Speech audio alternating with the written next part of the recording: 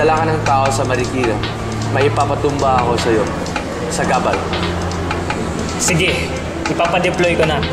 May mga nauuna na doon. Winarningan ko na kasi eh. Nandiyan na yan eh. Gawin nila ng paraan. Pinapatanong nila Casio Rodriguez. Anong balita? Ilang namatay?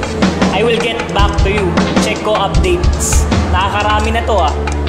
Huwag kang mabahala. Akong bahala sa'yo. Handa na ba mga gamit? Lubid, getaway vehicle? Handa nyo na mga pansugod na amphibian. Tapos may ipapadala ako sa mga sako. Siguraduhin mong makarating sa mga biktima yan. Gusto ko maayos sa trabaho. Mabilis, malinis. Ayusin ninyo operasyon. Oh, ano na? Tara na. Labanan natin ang habagat na yan. Yes, sir. Yes, sir.